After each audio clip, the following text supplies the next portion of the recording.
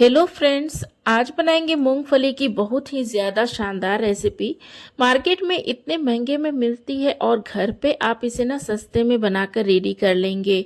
इस बात की तो मैं 100% गारंटी लेती हूँ कि आज के वीडियो देखने के बाद मार्केट से आप तो लाना बिल्कुल ही बंद कर देंगे, बल्कि आप इसे शुद्ध तरीके से घर पे ही बनाकर रेडी करेंगे।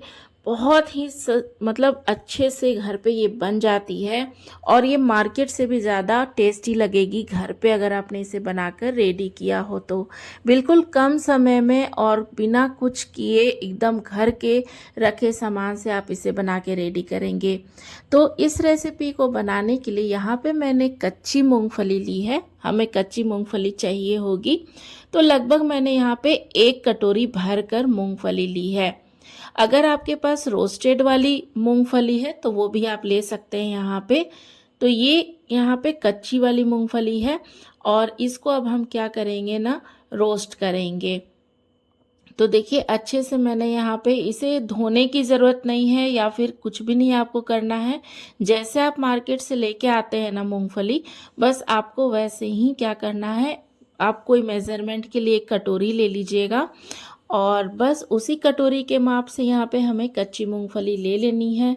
और अगर आपके पास रोस्टेड वाली है तो आप रोस्टेड मूंगफली भी उसी कटोरी के मेज़रमेंट से 1 कटोरी ले लीजिएगा। तो चलिए आगे हम बनाना शुरू करते हैं। और देखिए ये मूंगफली बिल्कुल साफ़ है, तो हमें इसे कुछ भी करने की आवश्यकता नहीं है। तो चलिए यहाँ पे हमने 1 कटोरी मूंगफली ले ली है। और आप तो जानते हैं कि मूंगफली जो है मतलब इसमें कितनी प्रोटीन होते हैं, फाइबर्स होते हैं और मतलब बहुत ही अच्छी होती है सेहत के लिए। तो चलिए यहाँ पे एक कढ़ाई में हम इस कच्ची मूंगफली को डाल देंगे और मीडियम टू लो फ्लेम पे हम इसे रोस्ट कर लेंगे, यानी कि धीरे धीरे हमें भूनना है। और भूनने के बाद क्या होता है ना, इसके छिलके आप देखेंगे हल्के हल्के चटकने लगते हैं।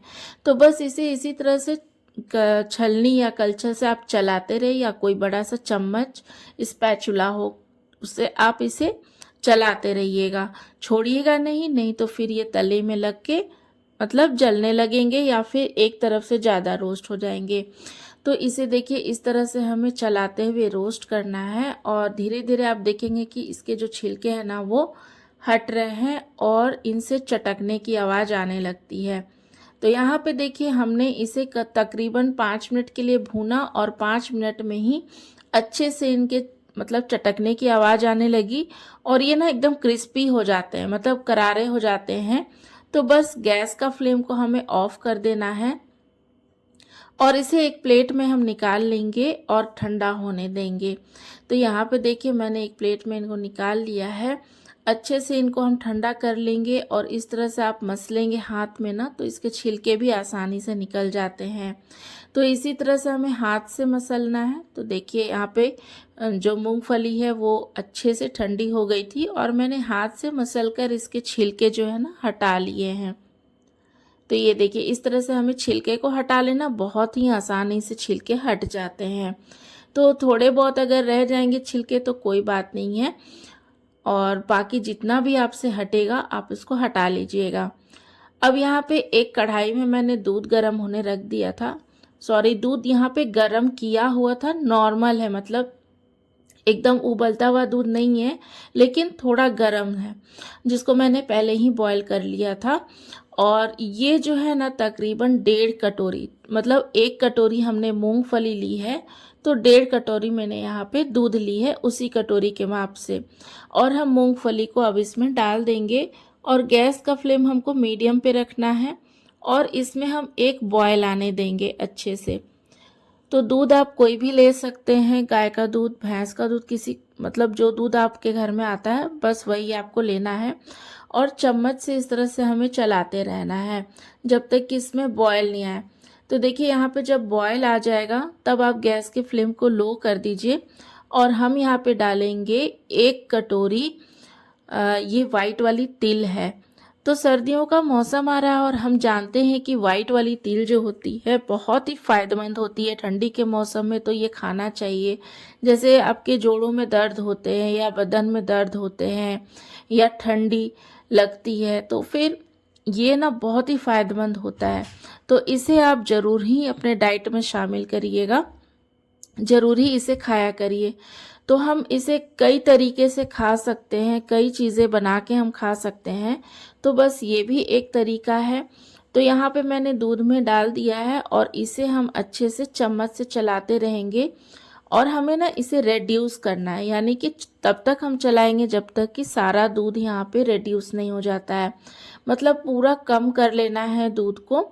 ये देखिए, तो धीरे धीरे जो है ना मूंगफली और ये जो है आपका वाइट तिल जो है ये अच्छे से रेड्यूस मतलब कि फूल जाएंगे और दूध जो है रेड्यूस हो जाता है। ये देखिए, इस तरह से चम्मच से आप चलाते रहिए और थोड़ा सा इसमें दूध बचा रहेगा तो आपको गैस का फ्लेम ऑफ कर देना है। और यहीं पे हम डालेंगे लगभग आधा कटोरी भरकर डेसिकेटेड नारियल का जो बुरादा आता है ना, बस आपको वही डालना है, यानी डेसिकेटेड कोकोनट मैंने यहाँ पे डाल दिया है। अगर आपके पास नहीं है तो आप क्या करिएगा, जो आपके पास कच्चे नारियल होते हैं उसको ग्रेट करके आप डाल सकते हैं, 1 कटोरी या आधा कटोरी आप डाल सकते हैं। तो यहाँ पे मैंने लगभग आधा कटोरी डाल दिया है और सभी चीज़ों को अच्छे से हम मिक्स कर लेंगे। गैस का फ्लेम मैंने ऑफ कर दिया है क्योंकि ये ऑलरेडी बहुत गर्म था, तो जो डेसिकेटेड कोकोनट होता है ना वो जल्दी से रोस्ट हो जाते हैं। तो बस इसी तरह से 1-2 मिनट के लिए मैंने यहाँ पे चला लिया है। सभी चीज़ों को अब हम ठंडा करेंगे। तो यहाँ पे मैं ठंडा होने के लिए छोड़ दी थी और जब सब ठंडा हो गया तो मैंने एक जार में यहाँ पे मिक्सर के जार में डाल दिया है। इसका हम पेस्ट बनाएंगे। तो हम क्या करेंगे, ये तो सूखा है तो मैं यहाँ पे थोड़ा सा ना मतलब कि आधा कटोरी पानी डाल करके मैंने देखिए पेस्ट बना लिया है। और एकदम फाइन पेस्ट भी आप कर सकते हैं या आप थोड़ा सा दरदरा रख सकते हैं। तो मैंने यहाँ पे थोड़ा सा दरदरा रखा है क्योंकि ये रेसिपी में ना जब थोड़ा सा मतलब क्रंचीनेस आता है ना तो अच्छा लगता है। अब देखिए, एक कढ़ाई, उसी कढ़ाई में जिस कढ़ाई में मैंने इन सभी चीज़ों को बनाया था, तो कढ़ाई को मैंने वॉश कर लिया है और इसमें मैंने आधा कटोरी घी डाला है। शुद्ध देसी घी आप डाल दीजिए और उसमें जब वो गर्म हो जाए अच्छे से तो आपको ये पेस्ट डाल देना है। और गैस के जो फ्लेम है ना उसको आप एकदम मीडियम टू लो पे ही रखिएगा। ये पूरी रेसिपी हमें मीडियम टू लो फ्लेम पे ही बनाना है, हाई फ्लेम पे नहीं हम बनाएंगे। और अब हम क्या करेंगे ना, इस पेस्ट को भूनेंगे। भूनना हमें 5 से 10 मिनट के लिए हमें लो फ्लेम पे भूनना है, जब तक कि ये थोड़ा सा और रेड्यूस नहीं होता है। तो देखिए यहाँ पे ना ये रेड्यूस हो गया था और मैंने यहाँ पे आधा कटोरी, उसी कटोरी से आधा कटोरी घी हमने फिर से डाला है और डाल करके हम अच्छे से इनको चलाएंगे, नहीं तो ये देखिए तले में ना लगने लगता है। तो हमें पूरा मतलब अच्छे से ध्यान देना है, अच्छे से इनको चलाते रहना है और आप देखेंगे कि ये अब ये डो फॉर्म में आ रहा है। ठीक है, तो इसे तब तक हमें चलाना है जब तक ये डो फॉर्म में नहीं आ जाता है। तो साथ ही यहाँ पे मैंने 2 से 3 हरी इलायची को कूट लिया था। आप यहाँ पे मतलब इलायची का पाउडर भी डाल सकते हैं, 1 चम्मच आप पाउडर डाल दीजिए और अच्छे से मिक्स कर दीजिए। तो हमने यहाँ पे सभी चीज़ मतलब इलायची को यहाँ पे मिक्स कर दिया है और देखिए ये कितना अच्छा डो फॉर्म में आ गया है। ये देखिए, यानी कि ये जो मिक्सर था यानी पेस्ट था, ये बहुत ही अच्छे से मतलब कि आप देख सकते हैं कि भून गई है और साइड साइड से ना ऑयल भी आपको दिख रहा है कि रिलीज़ हो रहा है। ये देखिए, तो जो हमने घी डाला है ना, घी अच्छे से रिलीज़ हो रहा है और ये अच्छे से डो फॉर्म में आ रहा है। अब हम यहाँ पे क्या करेंगे ना, 1 से 1.5 कटोरी हम यहाँ पे चीनी डालेंगे। तो यहाँ पे मैंने 1 कटोरी चीनी डाला है और आधा कटोरी और मैंने डाला है, लेकिन वो वीडियो में शूट नहीं हुई है।